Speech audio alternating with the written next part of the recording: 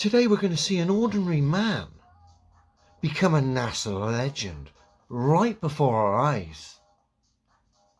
We've got to go back in time though, back to 2012, the Mars Curiosity program from NASA. And this ordinary man was Adam Steltzner. And because of the Curiosity, and because of his achievements, and because of his knowledge and technical abilities, this ordinary man became a legend. So let's just quickly familiarise ourselves with Adam. It's a picture of him here, looking very rock and roll and hip. Adam is an American NASA engineer who works for the JPL. He worked on several flight projects including Galileo, Cassini, Mars Pathfinder, Mars Exploration Rovers. He was the lead engineer of the Mars Science Laboratory EDL phase, entry, descent and landing, and helped design, build and test the Sky Crane system. Oh, I'd love to have a chat with you about your Sky Crane there, Adam. Really would. Pick your brains on that bit of kit. I really would. Where are we? The media has portrayed Steltzner, there we are, as a rock and roll engineer. I wonder why.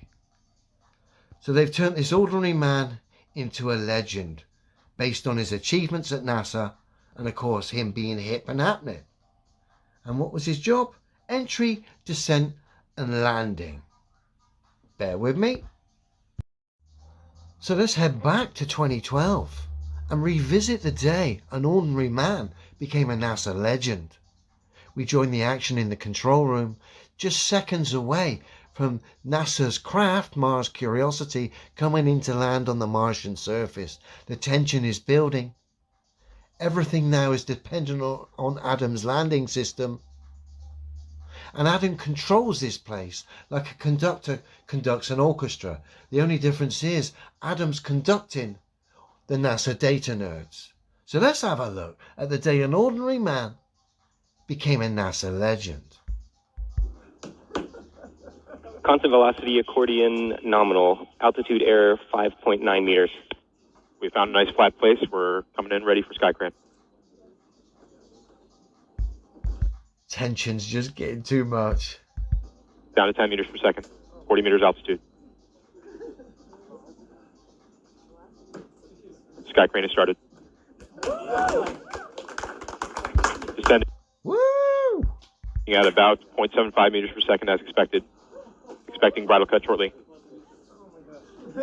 Signal to Odyssey, remain strong. Tango Delta nominal. Yep. EVLCOM configuration. Rim stable. UHF telemetry. Rim stable.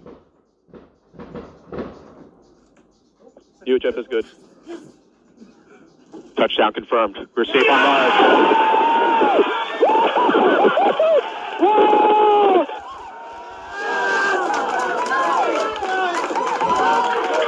Time to see. As you can imagine, emotions running high there.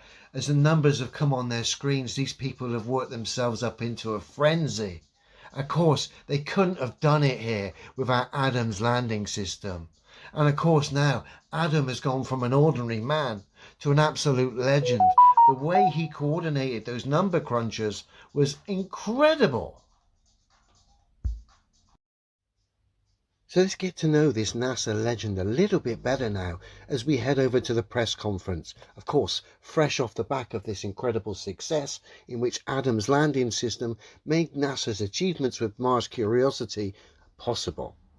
So here we're going to get a chance to get inside this genius's mind who no doubt is going to blow us away with a wealth of wisdom and tech regarding this landing system and enlighten us all on how it went down.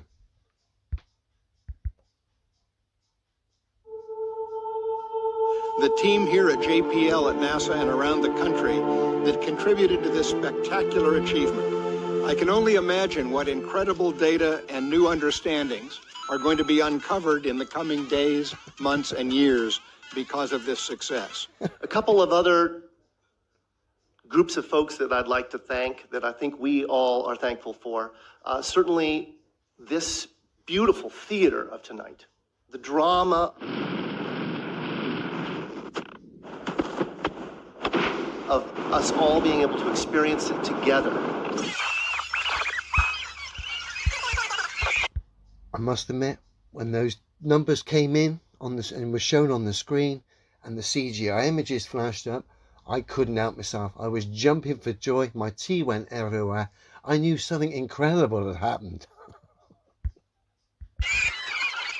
Comes through the efforts of the Odyssey project and the Odyssey spacecraft and that team being able to get that bent pipe UHF telemetry to us, unrivaled in the experience for all of us. And now, I have to say, I've got plenty of experience in the dip, bent pipe telemetry data world, and it was an unrivaled experience. As you can imagine, the bent pipe telemetry data world is incredibly competitive. So to experience that along with these guys, as Adam has said, unrivaled. Let's just go back and feel it again. team being able to get that bent pipe UHF telemetry to us, unrivaled in the experience for all of us. And naturally, the DSN and the X-band telemetry that really allowed us to back that up. So please, a round of applause for our... Adam, tell us about the landing. All right, Greg. Oh, awesome. This is the bit I've been waiting for, because obviously without Adam's landing system, none of this would have been made possible. So no doubt Adam is going to blow us away here with a wealth of wisdom and knowledge and break it down exactly how it went down. So this should be enlightening, to say the least. All right, Greg. I can't tell you too much about it. I mean, it looks good. I'm being a little flip. In short, it looked extremely clean. We had,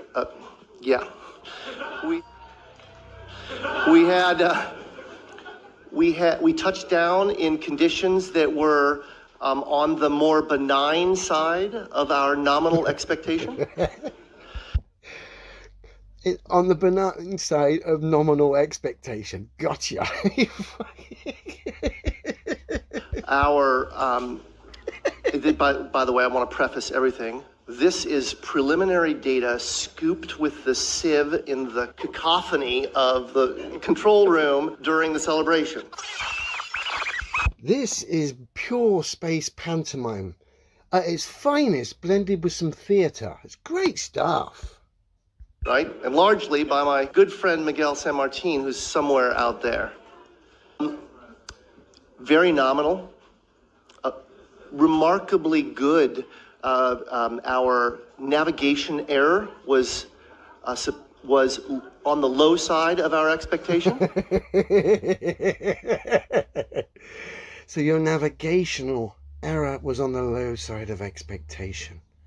This has been a waffle fest of idiocy as you've exposed yourself and the Mars Curiosity mission for the charade that it is, Adam. Carry on, me old mate. Which meant that we probably had a good alignment between the celestial sensors and the inertial sensors, the IMU. Our powered flight appears to have been excellent. If my good friend Ben Toma is in the house, is Ben? Nah, Ben's not wanting any of this, Adam. He's not wanting to get involved in any of this and have you drag him down. This has been terrible, fella. In the house. We landed with 140 kilograms of fuel reserves out of a total of 400 kilos that we carried in. Still waiting for the breakdown of the landing. It's just sort of waffle and distraction, really. Ben worked quite diligently in stretching the tanks at my insistence because I was worried we wouldn't have enough fuel. And so I think I owe Ben a little bit of an apology there. So it looked good, in short. Good and clean. So it looked good and clean from the numbers on the screen and the CGI images on the screen. Gotcha! And it looks, at least by my eyeball, that we landed in a nice flat spot.